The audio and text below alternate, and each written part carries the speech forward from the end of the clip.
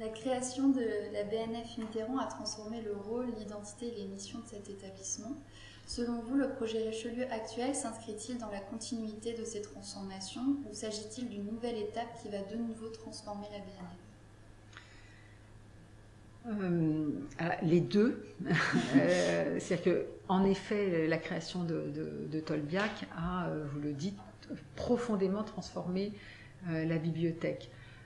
Parce qu'elle était jusque-là bibliothèque de recherche et exclusivement bibliothèque de recherche et qu'elle devient bibliothèque publique avec là aussi une construction intellectuelle qui veut créer un continuum entre différentes strates de public qui ont quand même vocation à utiliser les collections. En tout cas, c'est comme ça que le projet est conçu. Mais enfin, il n'empêche que pour la première fois, et ça je pense dans la première fois de l'histoire des bibliothèques nationales, pas seulement évidemment en France, oui, mais c'est assez vrai à l'échelle internationale, pour la première fois, une bibliothèque nationale se présente comme étant aussi une bibliothèque tout court.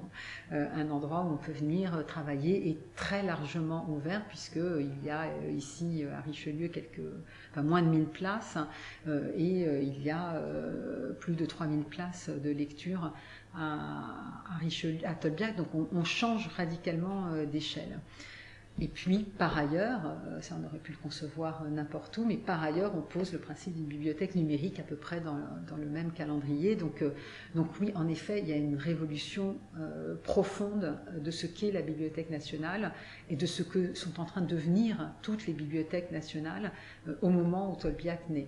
Donc de ce point de vue, on peut considérer que l'évolution apportée par la rénovation du site Richelieu et sa transformation est peut-être moins radicale que ce changement qui était vraiment un changement conceptuel très fort. Donc continuité, parce que on va avoir à Richelieu, on va retrouver à Richelieu cette typologie des missions de la Bibliothèque nationale telle qu'elle existe depuis Tolbiac, sur son site historique. Une partie recherche, une partie grand public, pour ce qui concerne la lecture, une forte présence de la dimension culturelle qui préexistait, celle-là, puisqu'il y avait le musée des monnaies et médailles d'une part, une galerie d'exposition d'autre part. Donc là, on réinscrit sur le site historique cette dimension d'établissement culturel, mais en l'élargissant considérablement. Donc cette idée d'ouverture à des publics très différents et surtout d'ajouter à la dimension bibliothèque de recherche une dimension de bibliothèque publique, ce qui était inscrit dans le projet Tolbiac trouve sa déclinaison différente à Richelieu. Donc, pour moi, ça c'est quand même une très grande continuité et d'une certaine manière, la bibliothèque déploie ses missions telles qu'elles existent maintenant depuis 20 ans sur l'ensemble de ses sites, va déployer sur l'ensemble de ses sites l'ensemble de ses missions, alors que jusque-là, elle se présentait à ses publics de manière très différente selon les sites. Ce qui est néanmoins nouveau, c'est que symboliquement, cette dimension d'ouverture, parce qu'elle s'inscrit au cœur de Paris, parce qu'elle s'inscrit dans le bâtiment historique, qu'elle fait donc le lien entre la bibliothèque des temps nouveaux et l'histoire de la bibliothèque, c'est quand même quelque chose qui est très important, qui n'est pas une révolution, qui est dans la continuité du projet de la fin du siècle précédent, mais qui symboliquement change profondément les choses. Et puis l'extension de la notion de musée, le fait que la bibliothèque devienne une bibliothèque musée, donc, ajoute vraiment là cette dimension-là à la typologie de ces offres et vraiment quelque chose de nouveau.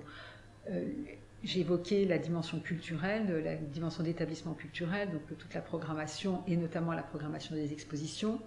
Comme je vous le disais, elle préexistait aux travaux dans la galerie Mansart notamment, enfin ponctuellement à d'autres endroits sur le site Richelieu. Mais quand bien même la politique d'exposition de la bibliothèque consiste pour elle à exposer ses collections, pour la quasi-totalité des œuvres qui sont présentées dans ces expositions, ce sont des œuvres des collections de la bibliothèque, donc c'est une manière de montrer ces collections. Il n'empêche que dans la relation avec le public, le fait de dire que la bibliothèque est aussi un musée change les choses. parce que le public n'a pas forcément la conscience de voir les collections de la bibliothèque quand il vient voir une exposition à la bibliothèque.